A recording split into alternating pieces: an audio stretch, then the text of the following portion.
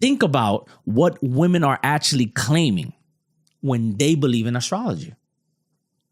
The stars were in a certain position when she was born, and somehow that determined her personality, her relationships, and her life, as if the entire universe rearranged itself just for her. Now, believing that the universe evolves around you is the literal definition of a narcissist. And astrology isn't the only belief like this. Another popular one is the label empath, someone who supposedly absorbs emotional energies of other people. But there's no scientific evidence that people have supernatural emotional absorption powers, none whatsoever. So why do these beliefs become so popular? The answer is quite simple.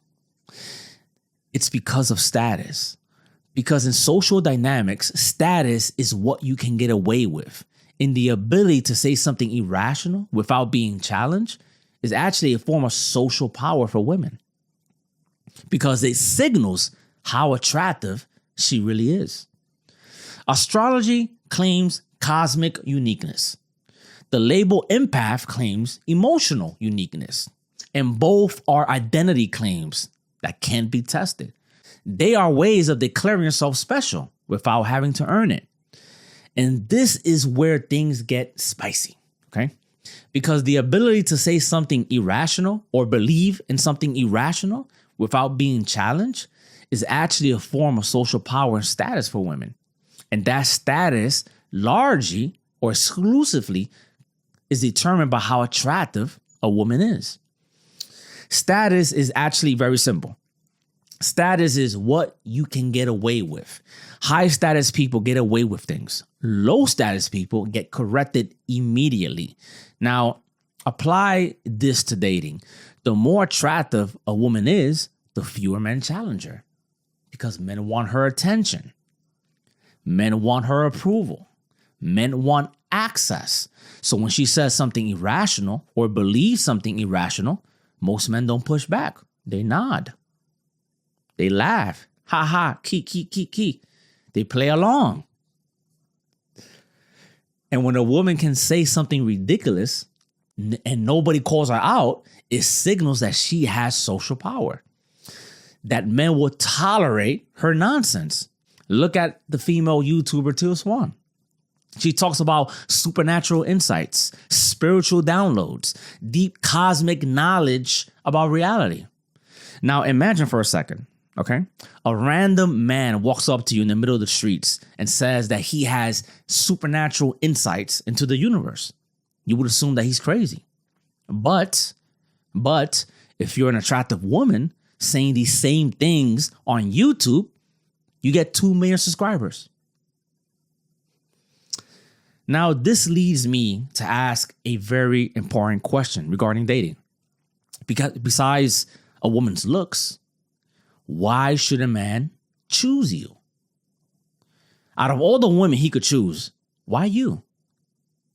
And there are really only 2 ways to answer that question. The first way is simple.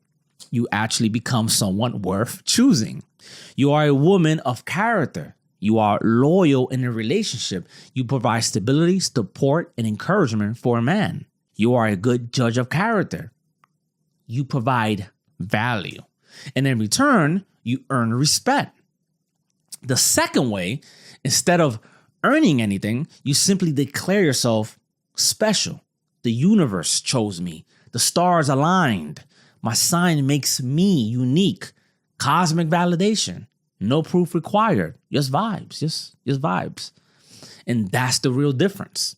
When you provide value, you earn respect. When you simply declare yourself unique, you demand unearned respect.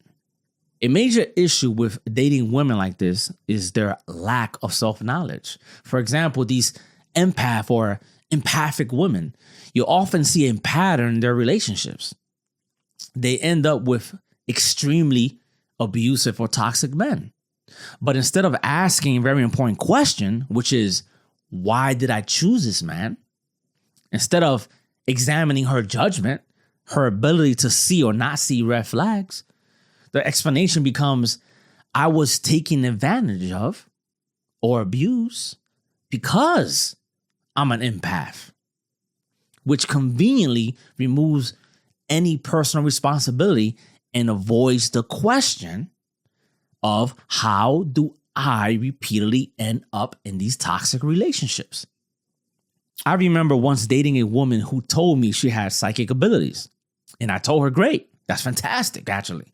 There's $1 million prize waiting for anyone who can prove psychic powers or abilities. Let's go collect that money. We can split the money in half. Now, at this point, she became very irritated and told me, no, it doesn't work like that. Well, yeah, of course it doesn't work like that. Because the moment you challenge the belief, you're not just challenging an idea, you're threatening the sense of uniqueness that belief provides them. And when you take away the illusion of what makes someone special, you don't get self-reflection. You don't get humility. You get resentment. And this is really the pattern behind all these beliefs. Astrology, empaths, supernatural insights, they all claim the same thing, that the universe or emotions or some mystical force has made me uniquely special. But when you strip away the language, the pattern becomes very simple. Instead of earning value, the identity simply declares value. Instead of earning respect, it demands validation, because the ability to say nonsense without being challenged is a form of status. And the more attractive a woman is, the more nonsense men are willing to tolerate. Because the more beautiful she is, the less reality she is forced to face.